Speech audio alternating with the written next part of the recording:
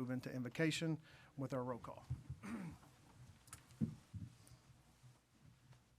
Pledge allegiance to the flag of the United States of America and to the republic for which it stands, one nation, under God, indivisible, with liberty and justice for all.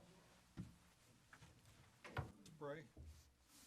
Lord, we just come before you seeking your gracious provision, Lord, for discernment, for wisdom, for understanding, grace for speaking and hearing and understanding as we, Lord, share in the discussion of the matters of this community for which, Lord, this council has been elected. We just pray for your guidance, Lord. I just pray for your covering, Lord, your favor. And we just pray these things trusting in your sovereign good intention towards us. In the name of the Father, and the Son, and the Holy Spirit. Amen. Amen.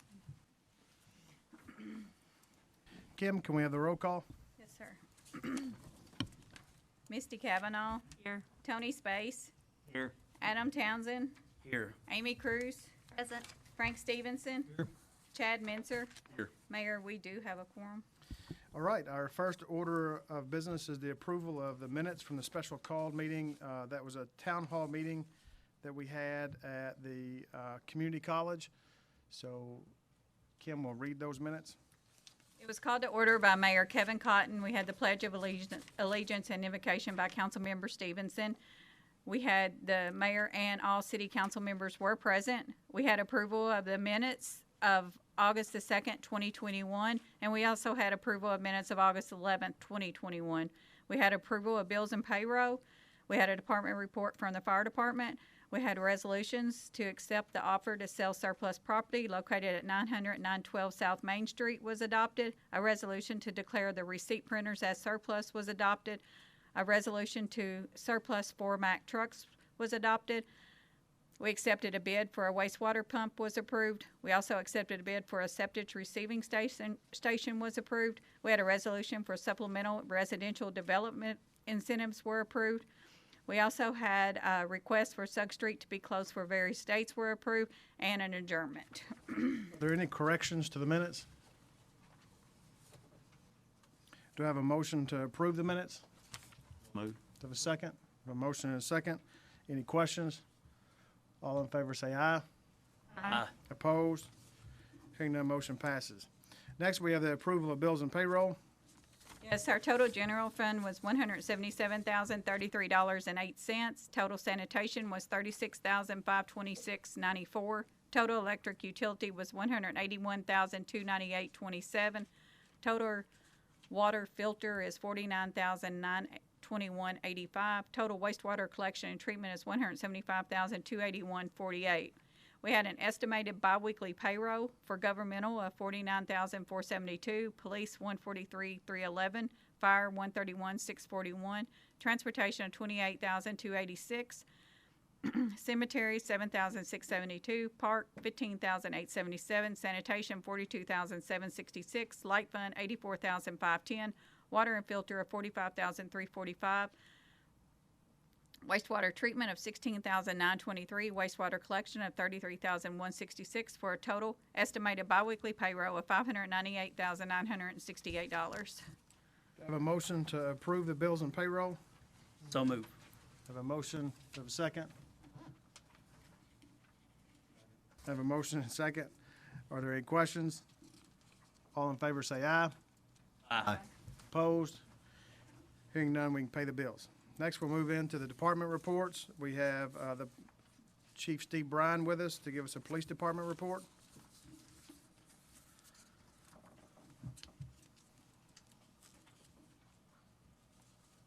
New Mayor Cotton, members of the City Council.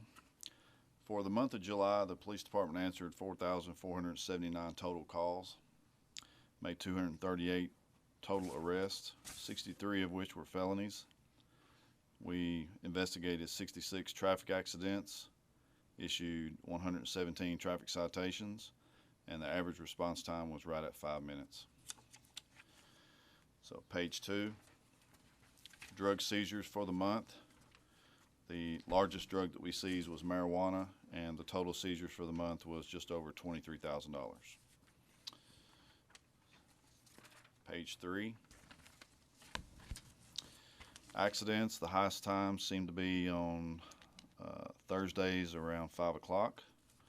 And then on the last page, under Part 1 crimes, the total for the year is down 27%.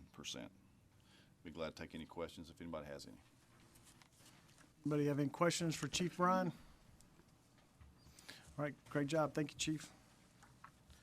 Next, we'll move on to the council committee reports. We have a committee report from Adam Townsend with the Tourism Committee.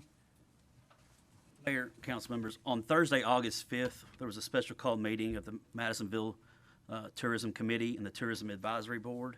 At that meeting, there were 2 approvals for funding. The first one being $75,000 for a restroom and pavilion at Grapevine Lake Park. And I would like to make a motion to approve $75,000 for the restrooms and pavilion at Grapevine Park. We have a motion.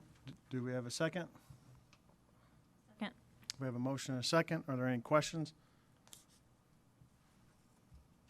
All in favor say aye. Aye. Aye. Opposed? Hearing none, motion passes. Also, Mayor, council members, there was also an approval for $486,000 for operating expenses for the sports complex. What that will be starting January of 2022. There will be $81,000 each month for the months of January to June deposited into a separate account to go towards the operating expenses for the sports complex.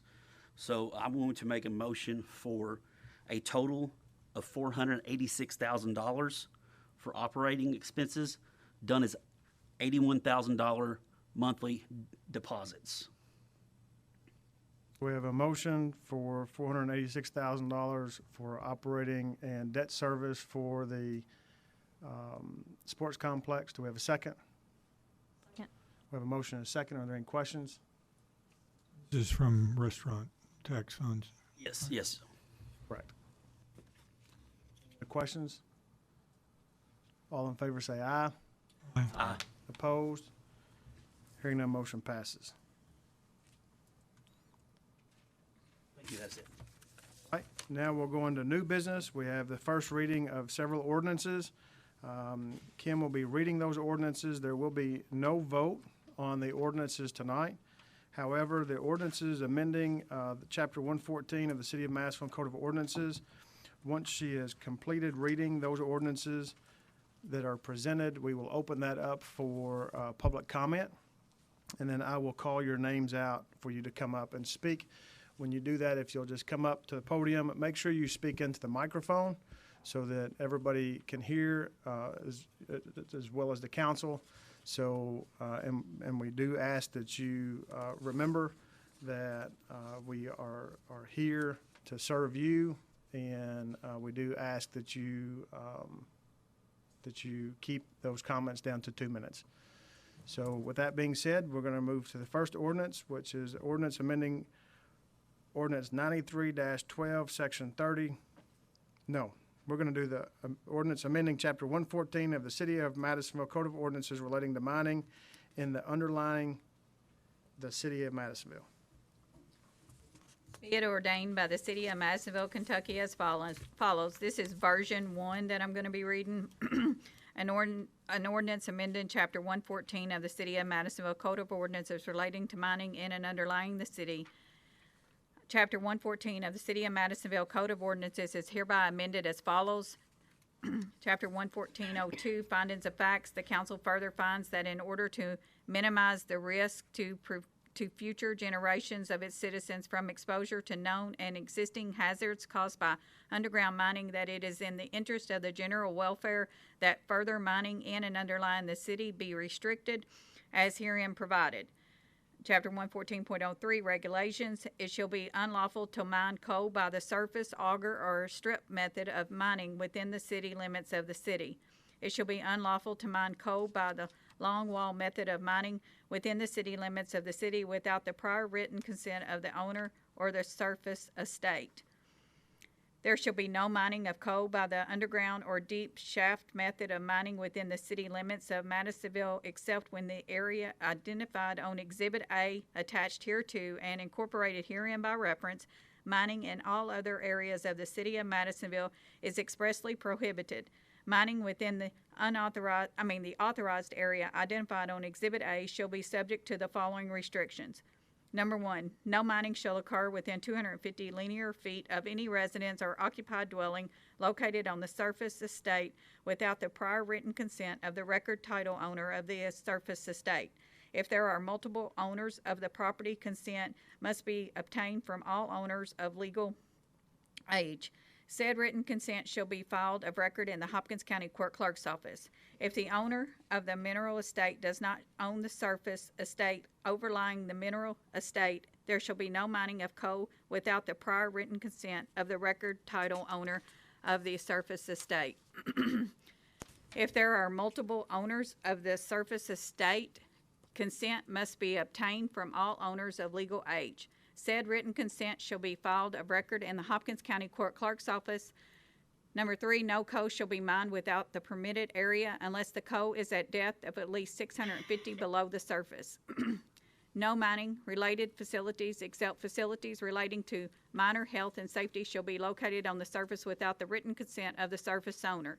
No mine entrance shall be located within the city limits of Madisonville.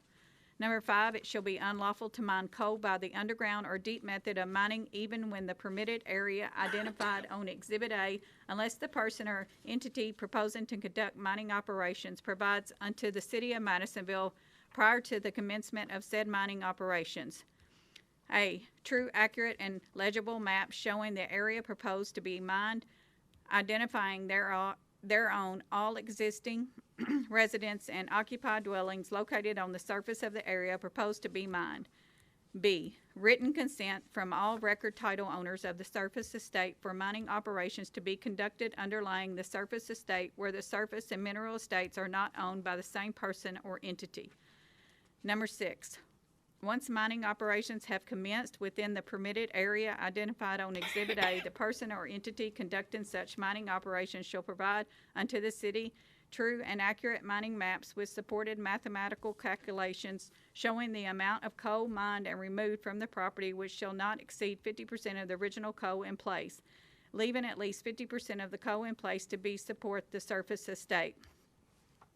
The foregoing information shall be furnished no less frequency than every 90 days and shall be subject to public inspection. Sufficient coal shall be left in place to protect all existing structures located on the surface estate from mine-related subsidence.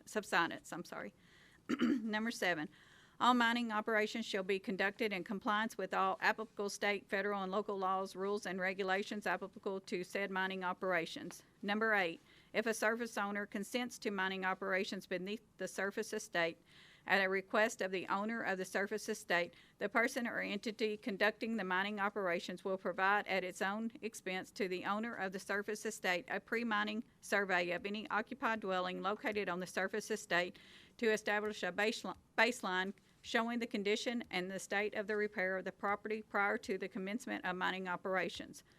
Number 9, the person or entity conducting mining operations shall be responsible for any and all damages resulting from any such mining operations. And number 10, any person or entity found to have intentionally violated this ordinance shall be permanently barred from conducting future mining operations within the city of Madisonville and shall reimburse the city legal fees and costs incurred by the city in proving such violation. The penalty. Any person who violates Section 114.03 shall be guilty of a misdemeanor and shall be subject to a fine of not less than $250, not more than $500 for each violation thereof. Each day's operation in violation of this ordinance shall constitute a separate violation. In addition to the foregoing penalty, the city of Madisonville shall have the right to seek an injunction to prohibit mining operations which are in a violation of this ordinance. In the event a court of competent jurisdiction determines that a mining operation is in violation of this ordinance, the mining operator shall be responsible for the payment of all court costs and reasonable attorney fees incurred by the city of Madisonville in enforcing this ordinance.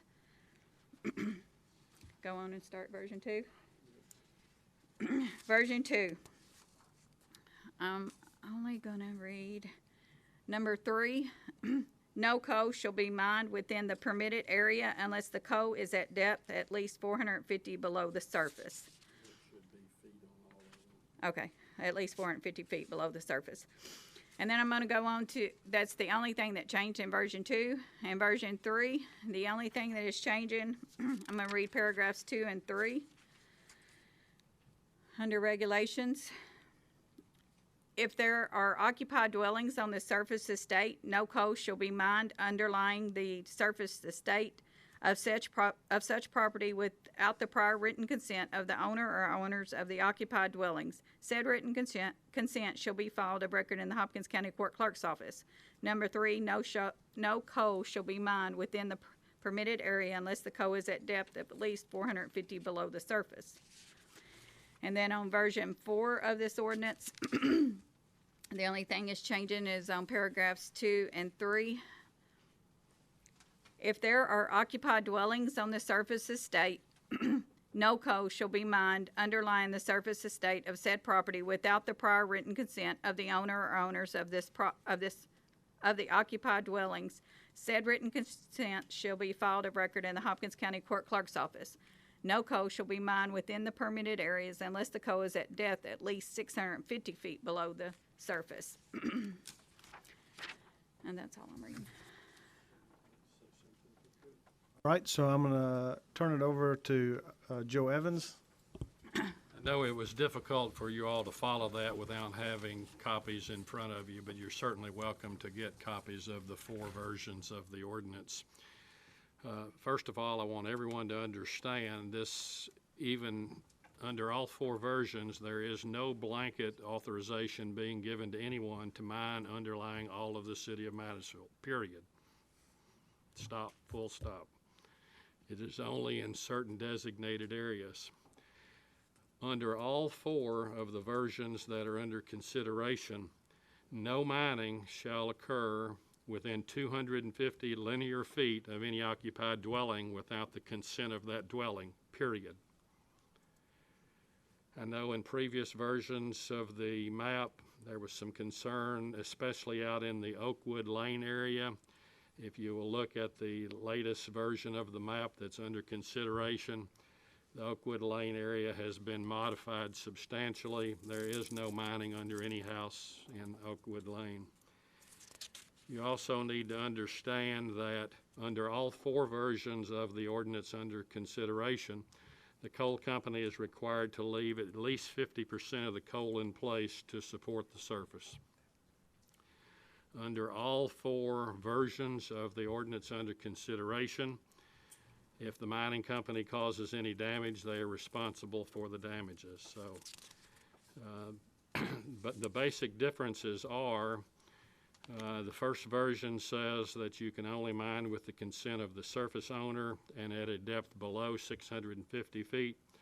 The next version is identical to that, except they reduce the depth to 450 feet.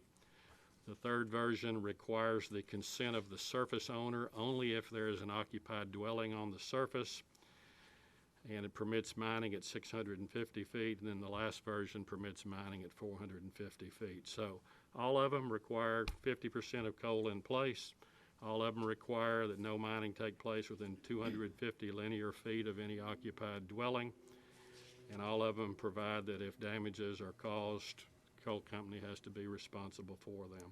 And you'll notice all 4 of the versions also say that even if a surface owner does give consent to mine underlying their property, they can request the coal company to provide at no cost to the homeowner what we call a pre-mining survey to show the condition and state of repair of the house pre-mining and show the condition and state of the house post-mining. So, you know, we'll be glad to answer any questions, but it's kind of hard to know what they all say, but they're very consistent on all of the key things. I'd also like to draw your attention, if you can see the map on the big screen, there was a map that went out that had some shaded areas. A lot of you all might not have seen the legend that went along with that. The only areas that are proposed to be mined are those that are between the yellow line and the pink or purple line. That is the only areas that are proposed to be mined. It is not any of the areas that have in the neighborhoods or in the subdivisions or certainly not in downtown. We've already received a call about that one as well, that there's already mining being done because their dogs are going crazy. So with that being said, the only areas that are even being proposed are those that are between the yellow line and the purple line. Anything on the other side of the purple line is in the county and will be, more than likely, will be mined at some point, regardless of what is decided here over the next couple of weeks with the city council. But I do know that there are a lot of concerns here tonight that your property is being undermined, and that is not a factual statement. So unless you are between that yellow line and that pink line. So with that being said, we will move into our public comments. And if I call your name and if you do not want to speak, then feel free to pass or come up to the podium and speak into the microphone. So we will start with Rodney Vincent.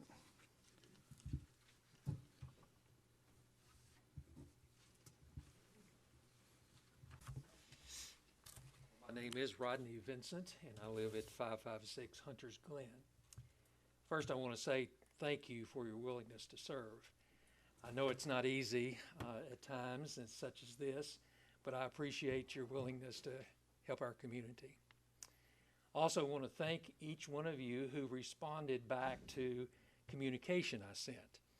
I went to the city's website, and I looked at your email addresses, and many of you responded, and I want to say thank you. I oppose any change to the ordinance for this primary reason. If you say yes today, how will you say no in the future? Number two, I was told by a councilman that in years past, mining has occurred in the city, and it was not known for some time later. Who will be monitoring this? When I asked that question, there was no answer. Those are my concerns. Thank you. Vincent, the ordinance does require that the mining company provide to the city of Madisonville mining maps on a quarterly basis showing the mining operations, how they progress, together with calculations showing the quantity of coal remaining in place. And those maps also are required to show the location of any existing surface structures. So, as Who from the city actually checks, or is there a way of doing that? well, we haven't had this issue to come up, but I can assure you somebody will be monitoring this every 90 days. And the very last sentence in all four versions of the ordinance specifically provide that if the coal company is found to have violated the ordinance, they are prohibited forever from mining within the city limits. So there is some teeth in this ordinance. My understanding, in the past, no one has paid any fines for mining in the city. I think that's probably accurate, but probably 99% of the mining within the city limits to date has occurred long before the city of Madisonville had an ordinance that prohibited mining. And there are significant legal issues from an absolute ban on mining within the city.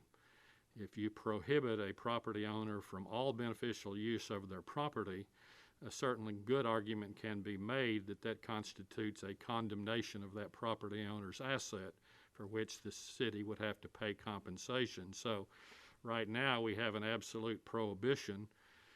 That's an ordinance that predated me by many years, and this issue has not come to the head before.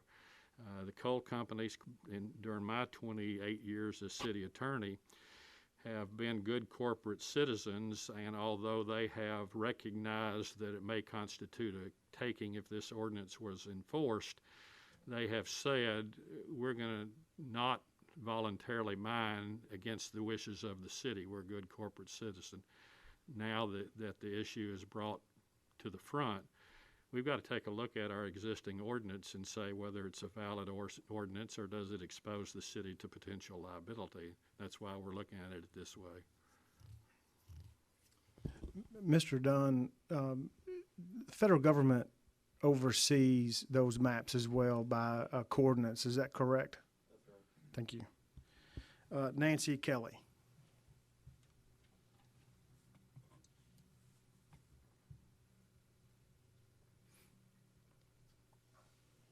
Allowing me to speak. I just want to echo what Mr. Vincent just said about going down that slippery slope. If our city is going to promote people coming here, businesses relocating here, can you guarantee that in the future we won't be revisiting this, that you're asking people to come to our community and then kind of pulling the rug out from under them with the potential for mining under the property? I also want to thank the council members who did reply to my electronic email, council members Mincer, Kavanaugh, and Townsend. I really appreciate that because with the limited amount of information that citizens had, it really puts you in a vulnerable position to not know what's going on. So that reply, just letting me know that you heard me, I found very important. So I do thank you for your reply. One thing that I would like to point out to you, all four versions of the ordinance do require the consent of the surface owner. We did provide that that consent would be filed of record in the Hopkins County Court Clerk's office. The reason we put that in the ordinance is that it will put all subsequent owners of the property on notice that a prior owner has consented to the mining of the coal under the surface they're about to buy. So that puts them on notice so that, you know, you're not buying something without knowing exactly what you're buying. And I would like to address the information that has been sent out to the community. All of these meetings are on Facebook Live for every meeting. So in case you can't be here in person, you can watch these on Facebook Live at any time. They are recorded and are available. And every meeting that has been had relating to the coal mining has been published in the newspaper, top of the fold, big bold letters for every meeting that we've had. And all the radio stations have covered each one of those meetings as well as the TV stations that have come in to relay that information. So I do feel like, including the town hall meeting that was publicized as well, I do feel like that we are working to be as transparent as possible to provide you with as much information as possible. But that does require that either you attend a meeting, you watch a meeting, or if you've heard something on the radio during the news, or you've watched social media. I know that even the news stories that the Messenger put out was also shared on their social media page as well. So, you know, we do the best that we can to be as transparent and to be as forthcoming with the information as we possibly can.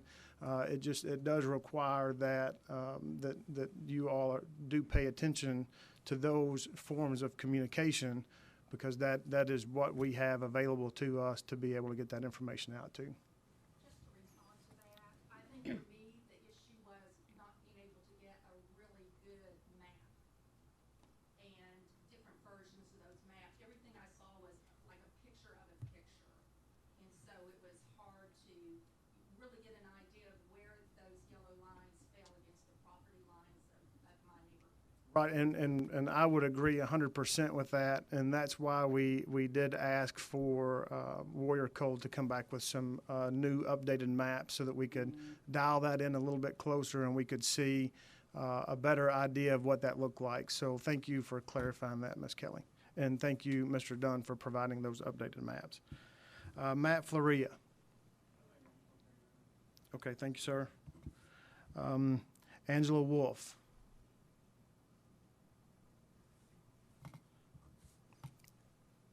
Is it Brother Joe Leonard? Is it Pastor Joe Leonard? Is it, or just Dr. Joe Leonard? Or is it Mr. Leonard? Just Joe. Dr. Leonard.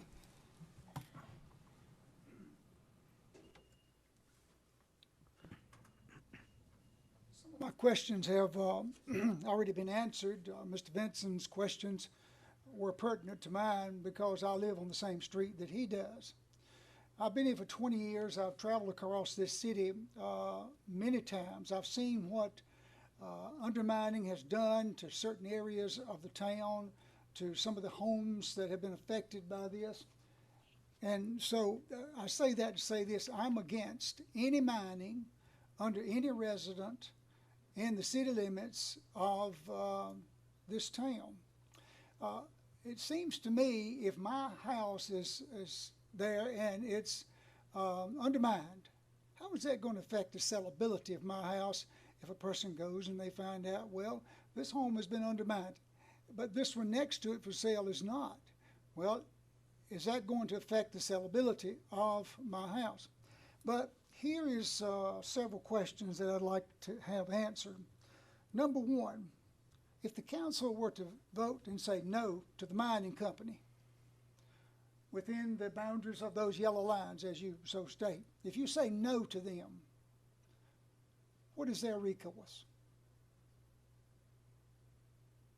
Recourse is one of two options. One is to proceed on to mine regardless of what the City of Madisonville ordinance says and see if the city takes steps to enforce the ordinance. Or they would file suit against the City of Madisonville asking that the court assess damages against the city for the full fair market value of the coal that they were not permitted to mine. What is the probability of them winning over you saying no?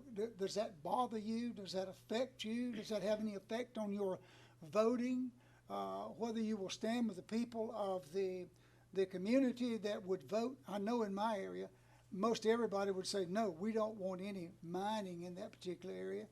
Will that affect your vote? How does that affect you? Does it frighten you or upset you that they have that type of recourse? First of all, Dr. Leonard, again, I would point out to you, all four versions of the ordinance say, no mining shall occur within 250 linear feet of any residence or occupied dwelling without the prior consent of the owner of the property. So your first concern that you don't want anybody mining under your property, that's not going to happen under any version that's under consideration unless you give written consent. And then if you give written consent, you've made a business decision about how mining under your property may or may not adversely affect the fair market value of your property. In Kentucky, you have two distinct estates. You have the surface estate and you have the mineral estate. And for more than 120 years in Kentucky, the courts have consistently held the mineral estate is the dominant estate, which means that if there is a conflict between the owners of the surface estate and the mineral estate owners prevail. Now, that doesn't mean they can come and run a drag line and strip mine your property without your consent. I'm just saying that the courts in Kentucky for over 100 years have recognized that the mineral estate in Kentucky is the dominant estate of the two estates. So it is a valuable property right. The coal is a valuable property right, just like your home is a valuable property right. I cannot deprive you of the use and possession of your home without condemning your property and paying the fair market value of the property condemned. In my legal opinion, the same rationale applies to the owners of the mineral estate. If you say you cannot mine that coal under any set of circumstances, my opinion is that you have condemned that mineral estate and you're exposing the city to the value of that coal in place. Have I made that same argument before? Yes, I did. I represented the Hopkins County Industrial Development Authority, which owns the Hanson Park. When Hanson City Council was considering adopting an ordinance that prohibited mining underlying all property in the city, I appeared before the City Council and I made the same argument that I'm making to you today and said if you prohibit all mining under any portion of the industrial park, and you're doing it based on the advice of your attorney, does your attorney feel confident enough to write me a check for $2 million when you passed this ordinance. They didn't feel that confident, and they passed an ordinance that permitted mining under certain sections of the industrial park that were not developable because of the topography. And the trade-off that IDA agreed to do was all royalties received would be used exclusively for the further development of the park. So yes, I not only recognize the argument and I recognize the potential exposure to the city, and that's why I have drafted the ordinance that I have done to permit some mining with restrictions in certain areas. Because if you do not prohibit all mining, it is not considered condemnation, in my opinion. Our ordinance right now prohibits all mining under all circumstances, which exposes the city to some potential liability. See if I understand what you're saying. If you say, well, you can mine where there's no homes, and they come to me and say, we want to mine under your house, under the ground there, and I say no, that puts the city in jeopardy? Oh, sure. So No. I didn't understand you correctly. Doesn't put the city in any jeopardy because we have not prohibited mining throughout the city. We said you can mine in certain areas identified on these maps if you comply with conditions A through 8. And one of those is you're not going to mine under anybody's house or within 250 linear feet of their house unless that property owner consents. So you have an absolute veto power that does not expose the city of liability to any, city of Madisonville to any liability. Here's another situation. I don't own the mineral rights up under my house. Don't own them under my house. So I still have the right to say no, and they cannot come under my house That anyway. is correct. Even though I don't own the mineral That rights. is absolutely correct. One other question. Who is responsible to get the consent from the homeowner? Coal company will do that, and they will have to file the consent of record along with where all the deeds are recorded and mortgages so that it becomes a matter of public record. So if you're interested in buying a piece of property and you do a title examination to make sure that you're getting clear title, that title examination will reveal that a previous owner of the property has consented to mining under the property you're considering buying. And I'd like to draw your attention, Dr. Leonard, to the fact that there is one, maybe two structures that are affected in this proposed mining area. However, both of those property owners are requesting that their coal be mined. But they, again, there is no subdivisions nor neighborhoods that are proposed mining areas in this document. That answers my questions. Thank you very much. Thank you.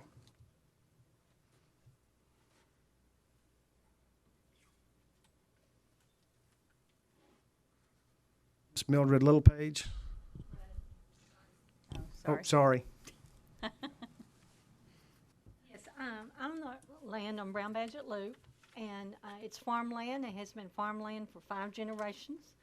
We did not want it in the city limits to begin with because it's going to remain farmland as far as I know. But, you know, I understand I don't want mining under my home or my parents' home either. But the land that will be mined is totally farmland. And I just want to make that clear. And I just pray that the right decision will be made. Thank you, ma'am. C.D. Palmer.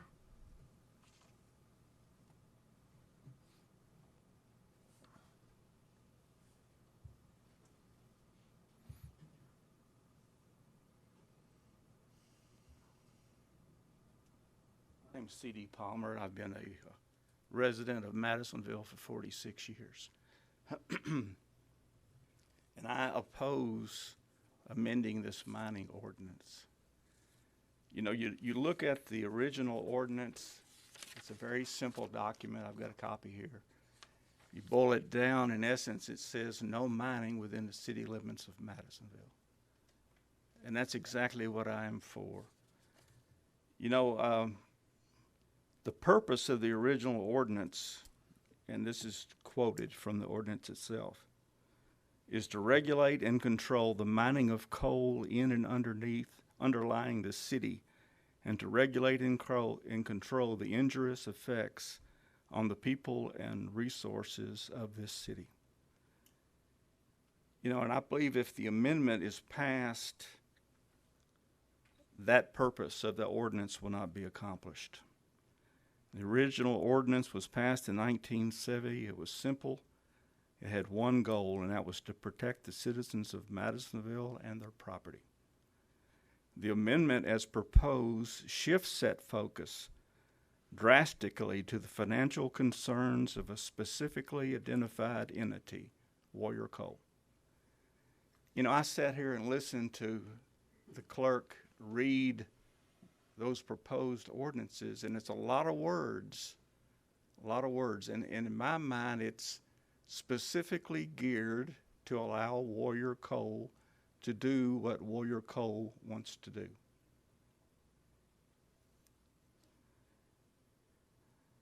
When I moved to Madisonville, I chose to live within the city limits for the protection that afforded. No one could build a large chicken house or a junkyard next to my property. In addition, I didn't have to worry about new coal mining under my property. We originally lived in Chickasaw subdivision, but moved after enduring a mine subsidence nightmare from the mid-1990s to the end of 1990. Joe Evans probably remembers me. I was the president of Homes Incorporated. It was a community group, homeowners of Madisonville evading subsidence. We fought against the Commonwealth of Kentucky and Andalex Resources for 3 years in court. Joe represented Andalex Resources. At some of the meetings that we had here locally, Joe Evans was there, the attorney representing Andalex Resources. And this is just an aside from my written notes. I'm not clear, Joe, which side you're representing here tonight. Is it Warrior Coal or is it the city of Madisonville? The residents, the taxpayers, the voters of Madisonville. I'm looking at a lot of elected positions here. I'm not threatening anyone, but you got to remember who put you where you are. And that's the citizens of Madisonville that are concerned about this ordinance. I know, Joe, and I hate to single you out and pick you out, but you've already mentioned the $2 million that you mentioned to the city of Hanson. And now we're using this, revising this ordinance to protect our legal side, and I don't know that I fully buy that. Our goal ought to be to protect the citizens of Madisonville, Kentucky. I'm almost through. We left that nightmare of Chickasaw subdivision after 10 homes fell into the ground. I know it was a different situation. It was previously undermined, and strip mining came close to the city limits. They dewatered the old works and began blasting and put 10 homes in the ground. We predicted it 4 years before it happened. We told them in court. We said the same information. We never wavered from what we said. And exactly what we said would happen, happened. And the only one that profited from that whole deal was some real estate people in town that swooped in and bought homes at a cheap rate and used them as rental property for people that didn't know the situation. We intentionally moved from Chickasaw subdivision to North Madisonville. The reason I did that was because my property, I have 10 acres in the city limits, is not undermined. So I intentionally moved to that location to avoid the nightmare I lived through in Chickasaw subdivision. We talk about protecting the homes and property of the citizens of Madisonville. We also need to be concerned about protecting their mental health. You know, mental health is a big buzzword now. We heard it during the Olympics.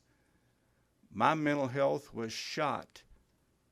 I was threatened. My family was threatened. There was a lot of issues that were going on. And I moved north of Madisonville, hopefully to get away from that. And now I'm looking at the maps, and if this amendment is passed, guess what? I've got underground mining fairly close to my property again. I'm sorry I'm not being as nice as Mr. Leonard or Mr. Vincent, who I happen to know. Both are pastors and are friends of mine. But I'm not saying what I'm thinking. I'm trying to be civil. I will say, Mr. Palmer, that you have exceeded your 2-minute time limit. And I would like to say that, for the record, is your home in the city limits of Madisonville currently? Yes, it is. And I pay a lot of city taxes. is it proposed to be undermined in that area? No. Okay, I wanted to, because I was looking at the map and I didn't think that it was. It's kind of right there on that line. But I wanted to make sure that it's not even proposed to be close to your house. Is that correct? Let me say one thing. No, it's not. Okay, I wanted to clarify that. Let me say one thing. Subsidence, when it occurs, doesn't recognize a line on a map. That's a fact. All I'm asking is the city council to vote no mining within the city limits. And I have one more statement and I'll be through. If this amendment is passed as it's proposed, we would lose two things.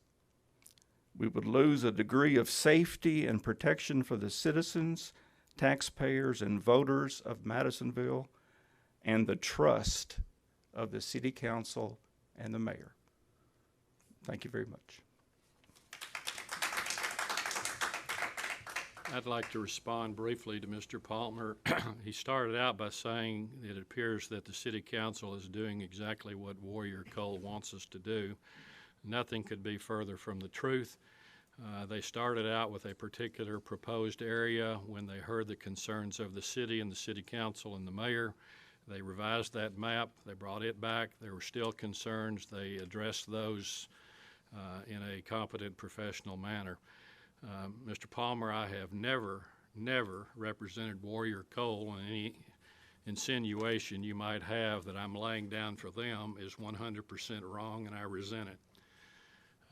I represent the city, you've spoken. I represent the city of Madisonville and no other entity in this issue.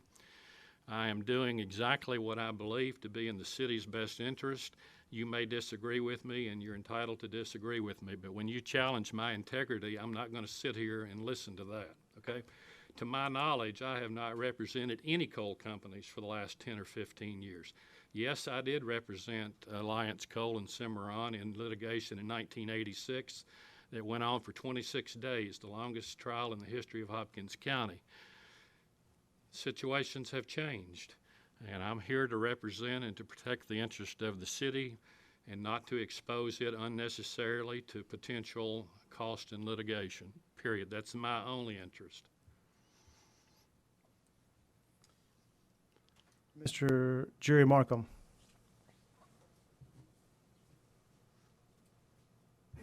Thank you, Mayor. I'll be brief, hopefully.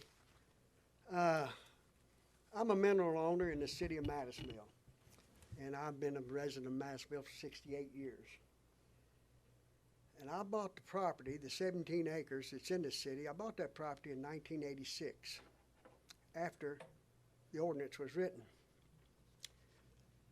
Well, I got annexed in the city. Wasn't much I could do about it. I opposed it, but I couldn't do anything about it. And I appreciate people concerned about the safety of the citizens, but I like to have my property mined. I paid city taxes, paid quite a bit of it. And this is a chance to earn some income, to receive some income from the property, which I had never had before. And it's an opportunity for Warrior Coal. They are gaining as well as the mineral owners as well as I will, who will spend my money in Hopkins County and Madisonville. I don't spend much out of town. So I think we deserve the opportunity to have our coal mined, in the city or not. And thank you. Appreciate it. Mr. Michael Bidwell.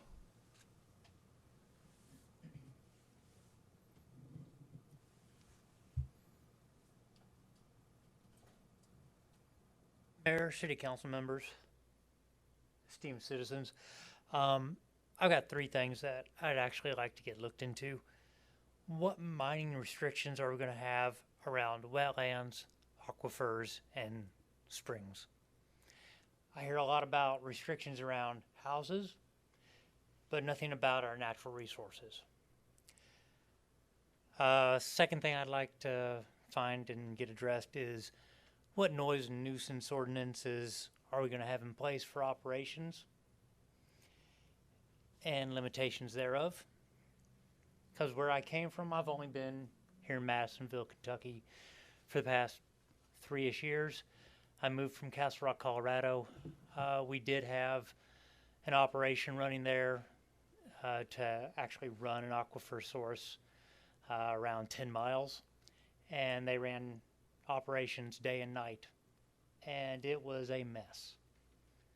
People couldn't sleep, and this was everything piping underground. They were about 1,000 feet underground running this, and it was noisy. And then third thing I'd like to see is the fines and impacts raised from misdemeanor to felony. $1,000 worth of property damage is considered a felony. And I believe that any property damage that is incurred is going to be over $1,000 for restitutions. So I'd like to see that raised from misdemeanor to felony charges. That's it. Mr. Dunn, would you like to address the concerns on the aquifer and the natural resources and the noise restrictions? If you don't mind to come to the microphone, please.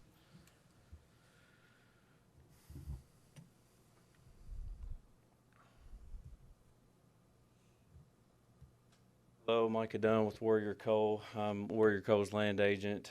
As far as the aquifer is concerned, we're heavily regulated by the state and MSHA. So as far as our permitting package that we have to pack up before we mine an area, we have to start monitoring groundwater wells. That's just part of the permitting process. So it's kind of already in place. We already monitor groundwater, aquifers, all that. I'm sorry, what was the second concern? The second one was the noise. The noise. As far as the noise, as far as I know, you should not be able to hear us at all 700 to 800 feet deep. I don't think I've ever heard that on the surface. I don't think we've ever had any complaints. I don't know if the strata was different where you came from or what was going on there, but you should not hear us at all. You shouldn't even know we're there. All four versions of the ordinance under consideration say that no mine-related facilities except facilities relating to miner health and safety shall be located on the surface without the written consent of the surface, and no mine entrance shall be located within the city limits. So as far as your visible impact on the surface estate, there won't be any, with possible exception of air vents, for mine safety. That's right. And, I always have to point out emergency situations in coal mining. Those do pop up from, I'm sure we've had a few in the past. If something were to happen underground like that, then, we would have to work with the surface owner. But, that's not anticipated at all. So. And Mr. Bidwell, I believe we had a conversation at a town hall meeting, and you all had some concerns. So if you notice the updated maps, they have pulled that way back from that area as well. So I wanted to make sure that we drew that to your attention in case you hadn't seen that updated map. All right, with that being said, that will conclude our public comment section of the ordinances relating to mining, and we will move on to ordinance amending 93-12, section 30.30, which is compensation of city council meetings of the Code of Ordinances. Oh, I'm sorry. Oh, on the fines? Yeah, the fines are not designed to compensate the property owner for any damages from the mining. It's to deter mining operations in violation of the statute. $500 a day is a sizable penalty, in my opinion. I don't think it's going to make the difference whether it's a felony or a misdemeanor, because corporations very rarely are charged with felonies. But I think the $500 a day fine for every day that they operate in violation of the ordinance is a significant deterrent, and that's in addition to any liability to the property owner for damages associated with mine subsidence. So I think it's an adequate provision. But again, any dwelling would have to have the signature of the dwelling owner before they would mine under that. And as you see in the proposed maps, there is only one or two dwellings. Ms. Mildred, is there a structure on your farm that they would be mining under? Okay, and both of those property owners are represented here today that are asking for that coal to be mined. There will be no mining under any other dwellings in the proposed mining area.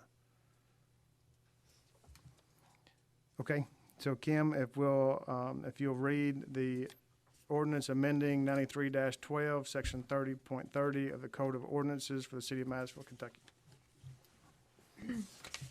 Chapter 30.30 of the City of Madisonville Code of Ordinances is hereby amended as follows. The council shall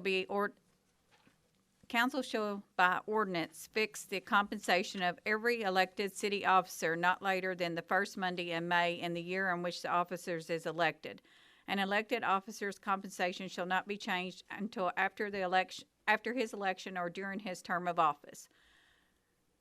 Effective January 1st, 2023, the annual compensation of a city council member is and shall be fixed at $15,000.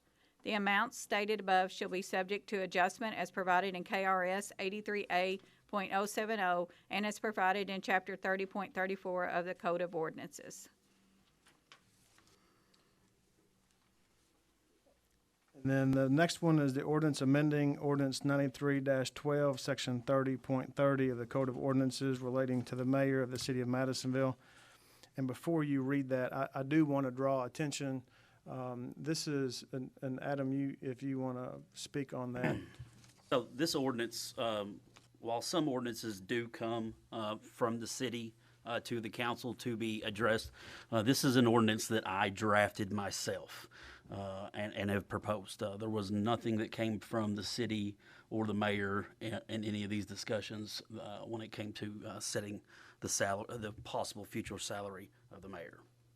So, and just to kind of reiterate that, I just want to make it clear that I have not requested this to be brought before the council. I knew what the position paid when I ran for it, and I'm the one that chooses to put 60 hours a week in.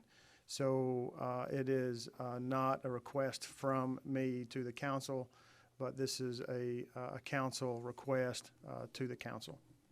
Also, too, that neither one of these two ordinances will go into effect until after the next election, and those officers are seated in those seats. Kim? Whereas the City of Madisonville has continued to grow and develop, and as such, the operations of the city have grown larger and more complex. Whereas the City Council of the City of Madisonville desires that the mayor's position be fairly and adequately compensated based on the expected job performance and duties of the mayor, which is expected to be a full-time mayor. Chapter 30.30 of the City of Madisonville Code of Ordinances is hereby amended as follows. Section 30.30 on the elected officers, council shall by ordinance fix the compensation of every elected city officer not later than the first Monday in May in the year in which the officer is elected. An elected officer's compensation shall not be changed after his election or during his term of office. The annual compensation of the mayor and shall be fixed at $75,000 effective January 1st, 2023. The amount stated above shall be subject to adjustment as provided in KRS 83A.070 and provided in Chapter 30.34 of the Code of Ordinances. Next, we have an ordinance amending Chapter 30 of the City of Madisonville Code of Ordinances relating to the nomination and election of candidates for the city office. And this is also sponsored by Mr. Townsend. Do you want to? Well, this is, I as well brought this ordinance to the council for first reading today and for discussion and possible vote, making all city offices in the city of Madisonville nonpartisan. Be it ordained by the City of Madisonville, Kentucky as follows. Chapter 30 of the Madisonville Code of Ordinances is hereby amended as follows. Chapter 30.09, Nomination and Election of Candidates for City Office. Effective upon the adoption and publication of this ordinance, the nomination and election to the offices of mayor and the city council shall be nonpartisan and shall be governed by KRS 83A.045, subsection 2, paragraphs A and C, KRS 83A.050, KRS 83A.170, KRS 83A.175, and KRS Chapter 116 to Chapter 121. B, a candidate for city office shall file his or her nomination papers with the county clerk of the county not earlier than the first Wednesday after the first Monday in November of the year preceding the year in which the office will appear on the ballot, and not later than the first Friday following the first Monday in January before the date fixed by KRS Chapter 118 for holding a primary for nominations for the office. Signatures for nomination papers shall not be affixed on the document to be filed prior to the first Wednesday after the first Monday in November of the year preceding the year in which the office will appear on the ballot. All nomination papers shall be filed by no later by 4 p.m. local time when filed on the last day on which the papers are permitted to be filed. Chapter 30.14 of the council members, election, term of office. At a regular election held every other year at a time that is in accordance with KRS Chapter 116 to 121, there shall be elected 6 council members from the 6 wards of the city of as follows. From the 1st ward, 1 council member. From the 2nd ward, 1 council member. From the 3rd ward, 1 council member. From the 4th ward, 1 council member. From the 5th ward, 1 council member. And from the 6th ward, 1 council member. Qualifications. A member shall be at least 18 years of age, shall be a qualified voter in the city, and shall reside in the city throughout his term of office. A candidate for council shall be a resident of the city not less than 1 year prior to his or her election, and shall be a resident of the ward for which council office is sought. I can make one comment in addition to Adam's. The history on this is there's a proposal some years back to do this move to nonpartisan as opposed to a partisan election for council members.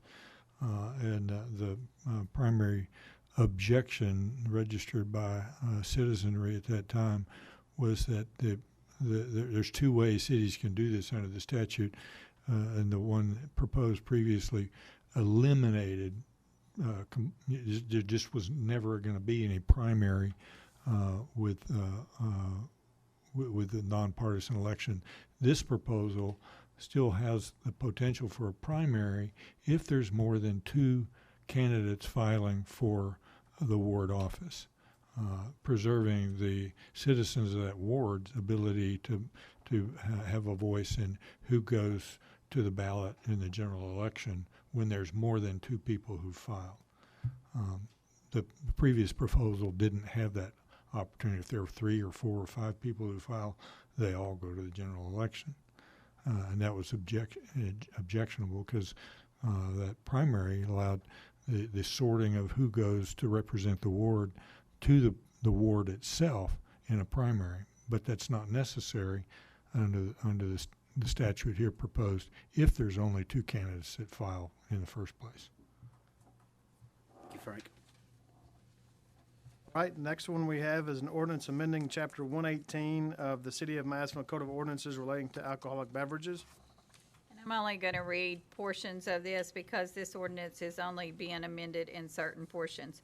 So, in Chapter 118.26, distilled spirits and wine license fees, the city shall have the power and authority to issue the following kinds of distilled spirits and wine license upon proper application and the payment of the prescribed fee. If you go down to number F, distiller's license per annum, $500. G, microbrewery license per annum, $500. Chapter 118.28, business authorized by distiller's license, Class B distiller's license. Number 1, a distiller's license shall authorize the licensee to engage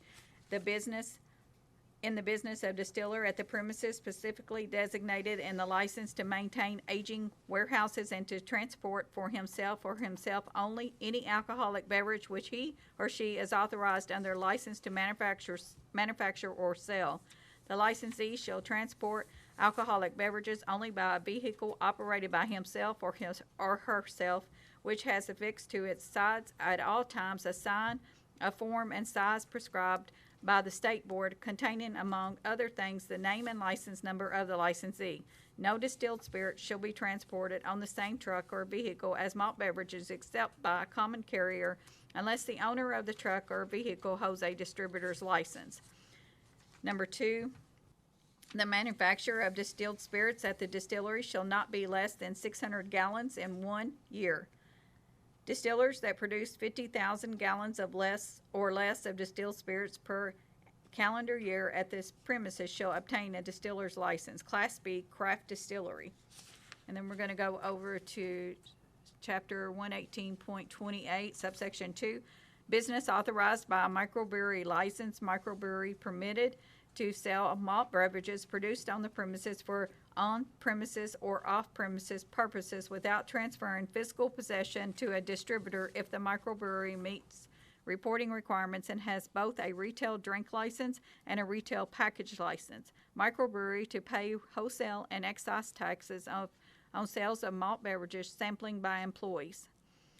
A microbrewery license shall authorize the licensee to perform the following functions: engage in the business of a brewer under the terms and conditions of KRS 243.150, provided that production of malt beverages at the microbrewery shall not exceed 50,000 barrels in 1 year.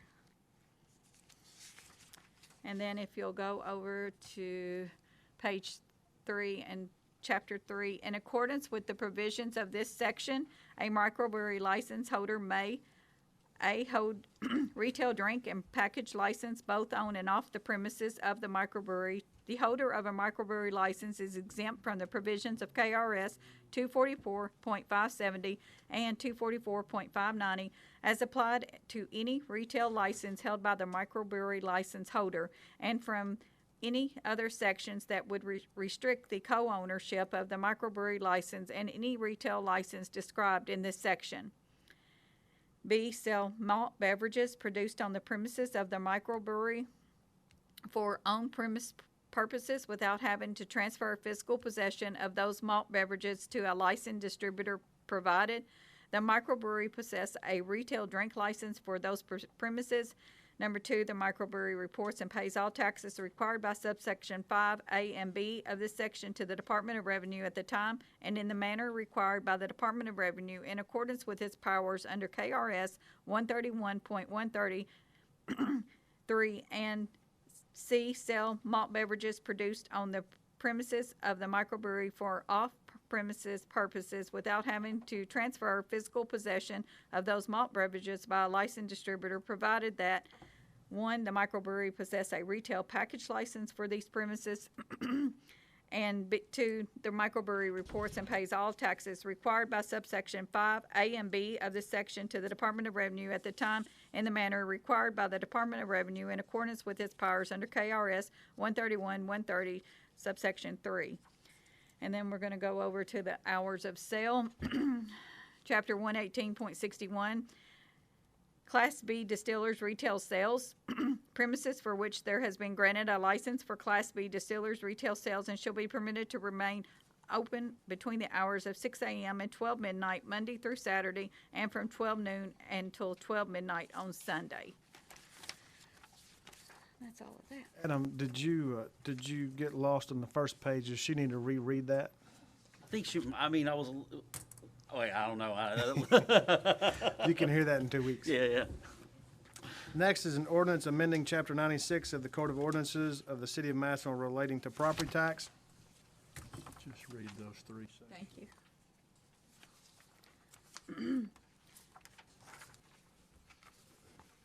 Property to be assessed and tax levied annually, all real and personal property within the corporate limits of the city subject to tax for the city purposes shall be assessed each year as provided by law, and ad valorem taxes shall be levied thereon for city purposes.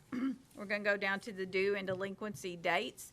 It's gonna change from all taxes hereunder shall due and payable on or before November the 30th, 2021. A discount of 2% shall be allowed on each tax bill for general purposes if paid on before October the 31st, 2021. These tax bills remaining unpaid after November the 30th, 2021 shall be declared delinquent and shall bear interest at a rate of 12% per annum. Then we're going to go over to the ad valorem tax rates for 2021. The ad valorem rates for 2021 shall be as follows. The tax rate for real estate shall be 0.122 for each $100 of assessed valuation. The tax rate for motor vehicles and watercraft shall be 0.15 for each $100 of assessed valuation. The tax rate for all other tangible personal property shall be 0.1657 for each $100 of assessed valuation. All right, next we'll move into resolutions. The first resolution we have is to accept a bid for exterior building ceiling for buildings located at 98 and 99 East Center Street in Madisonville, Kentucky. And these are budgeted items that we discussed for both the police department and fire department. Whereas the city of Madisonville advertised bids for exterior building ceiling for buildings located at 98 and 99 East Center Street to be opened on September the 3rd, 2021 at 10 a.m. The city of Madisonville only received one bid. It was from Downey Professional Construction. The bid was for $57,750 for the fire station at 98 East Center, and the bid for the police station is 99 East Center Street for $51,000. Whereas Downey Professional was the only bid received and met all the specifications that were required by the city of Madisonville, now therefore be it resolved that the city council accepts and awards the bid to Downey Professional Construction for the exterior building ceiling for buildings located at 98 and 99 East Center Street in the amount of $57,570 for the fire station and $51,000 for the police department. I have a motion to approve the bid for the exterior building ceiling for the two buildings. So move. I have a motion and a second. Are there any questions? You said it's a budgeted item. I know it was. How much was budgeted? Do you recall? About? Is that about in line, Chief? The fire department actually we budgeted $59,000 for it. Okay.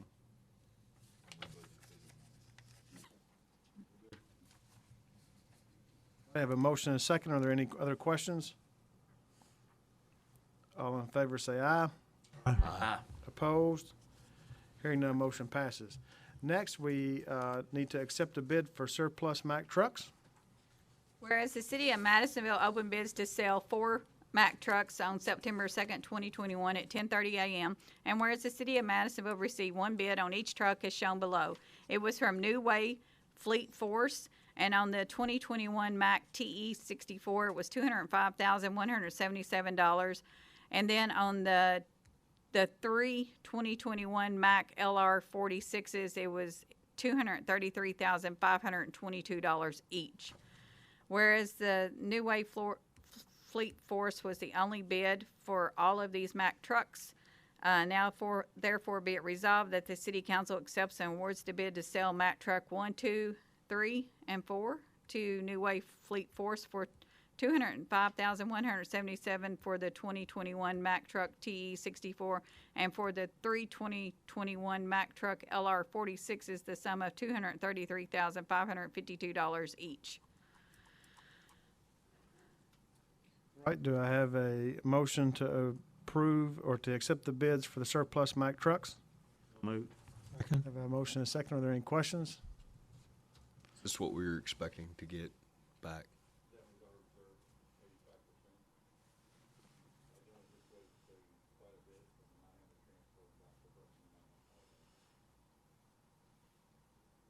Any other questions?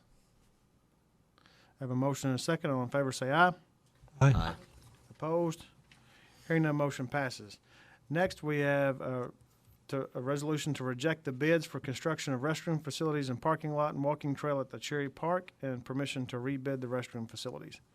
Whereas the city of Madisonville advertised sealed bids for the construction of restroom facilities, parking lot, and walking trail at Cherry Park to be opened on August the 12th, 2021 at 10 a.m. And whereas the city of Madisonville received 2 bids. One was from Downey. The base bid was $201,000, and then he took off $2,800 for the restrooms. Garrigan was $195,539 for the base bid, and he took off $93,000 for the restrooms. Whereas the bids were higher than expected, now therefore be it resolved that the City Council reject the bids for the construction of restroom facilities, parking lot, and walking trail at Cherry Park. Do I have a motion to reject the bids for Cherry Park restroom facilities? Moved. Do I have a second? Second. Any questions? All in favor say aye. Aye. Opposed? Hearing none, motion passes. Next, we have a resolution approving a lease for the financing of a project, providing for the payment and security of the lease, authorizing the execution of various documents related to such lease, and making certain designations regarding such lease. Whereas the governing body of the city of Madisonville, Kentucky, the lessee, has the power pursuant to section 65.940 of the Kentucky Revised Statutes to enter into lease agreements with or without the option to purchase in order to provide for the use of the property for public purposes. Whereas the governing body of the lessee, the governing body has previously determined and hereby further determines that the lessee is in need of the project as defined in the lease hereinafter described. Whereas the governing body has determined and hereby determines that it is in the best interest of the lessee and the lessee enter into a lease agreement to be administered by the Kentucky Association of Counties Leasing Trust and funded by the bank or financial institution offering the lowest and best interest rate as selected by the lessee upon the advice of the program administrator for the leasing by the lease from the lessor of the project. Now therefore, be it resolved by the City Council of the City of Madisonville, Kentucky as follows. Section 1, recitals and authorization. The lessee hereby approves the lease agreement and all collateral documents to the extent defined and identified in the lease, each in substantially the form presented to this governing body. It is hereby found and determined that the project identified in the lease is public property to be used for public purposes. It is further determined that it is necessary and desirable and in the best interest of the lessee to enter into a lease for the purposes therein specified and the execution and delivery of the lease and all representations, certifications, and other matters contained in the closing memorandum with respect to the lease or may be required by the lessor prior to the delivery of the lease are hereby approved, ratified, and confirmed. The mayor and city clerk of the lessee are hereby authorized to execute the lease together with such other agreements or certifications which may be necessary to accomplish the transaction contemplated by this lease. This is the lease for the Mack trucks for the sanitation department.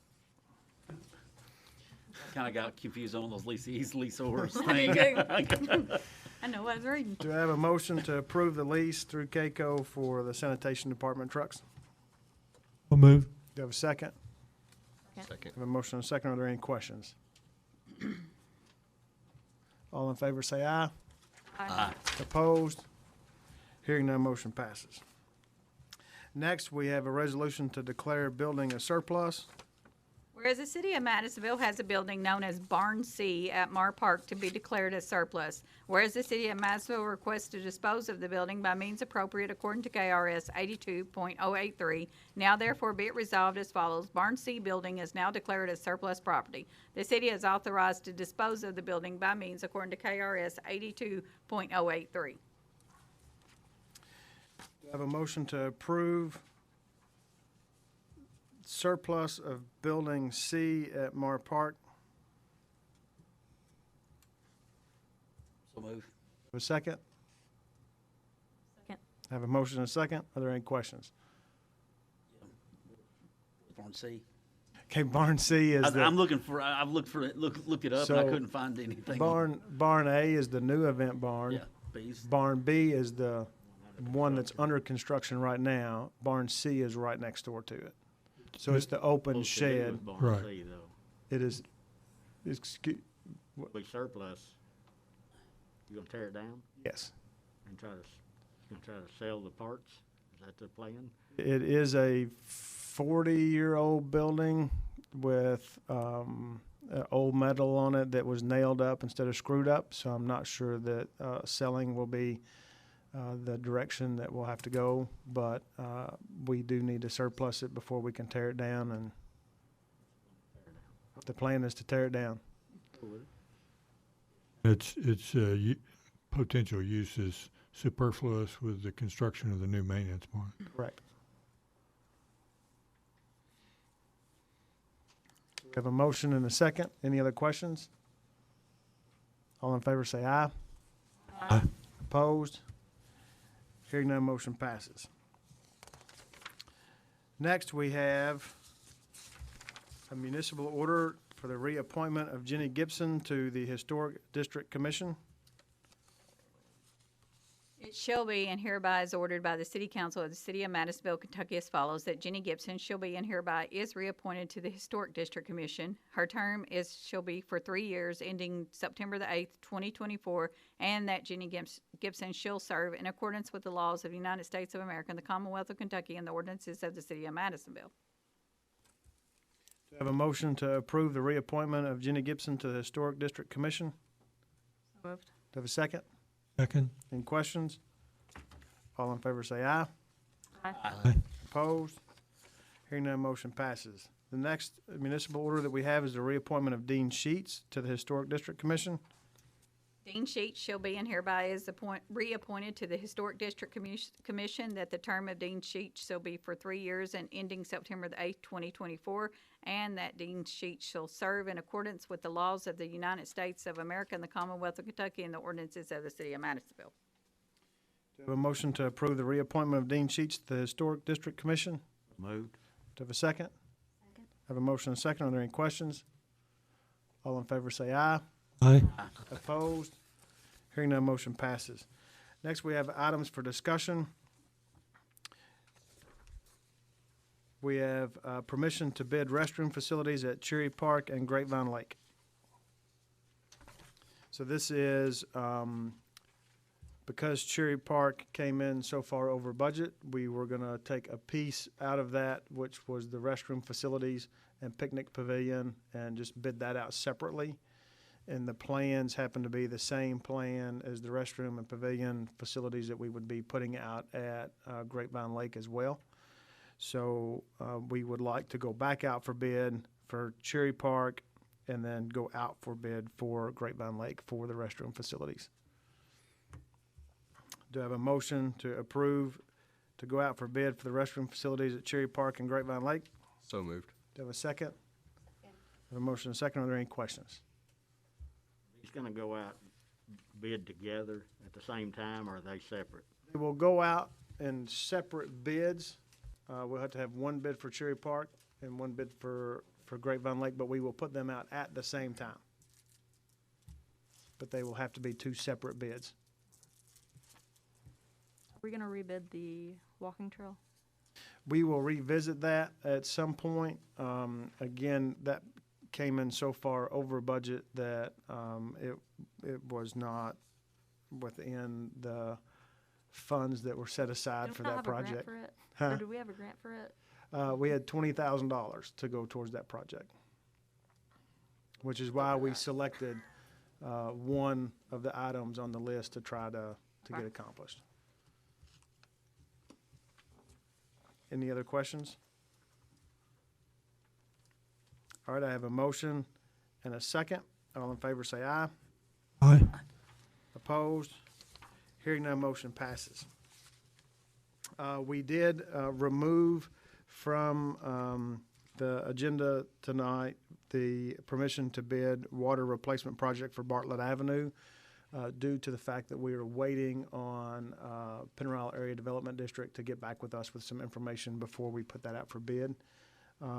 This is subject to the KIA funds that the county is receiving that we are still waiting on confirmation from the Department of Local Government on those funds to be available for us. So we're waiting on PAD for that. So you'll see that hopefully at the next city council meeting. Then next on the agenda is a proclamation for Constitution Week. Whereas the Constitution of the United States of America, the guardian of our liberties, embodies the principle of limited government in a republic dedicated to rule by law. And whereas September the 17th, 2021 marks the 234th anniversary of the framing of the Constitution of the United States of America by the Constitutional Convention. And whereas it is fitting and proper to accord official recognition to this magnificent document and its memorable anniversary, and to the patriotic celebrations which we will commemorate. And whereas Public Law 915 guarantees the issuing of a proclamation each year by the President of the United States of America designating September the 17th through the 23rd as Constitution Week. Now therefore be it resolved that I, Kevin Cotton, by virtue of the authority vested in me as mayor of the city of Madisonville, Kentucky, do hereby proclaim September 17th through the 23rd as Constitution Week, and ask our citizens to reaffirm the ideals had by the framers of the Constitution in 1787 by vigilantly protecting the freedoms guaranteed to us through this guardian of our liberties. In witness whereof I have hereunto set my hand and caused the seal of the city of Madisonville to be affixed this 7th day of September 2021. With that being said, do we have a motion So move. to adjourn? So move. Do we have a second? Have a second? Do we have a second to adjourn? Okay, come on. Be a little quicker on that, didn't I? Nobody's I want to second. stay. I was like,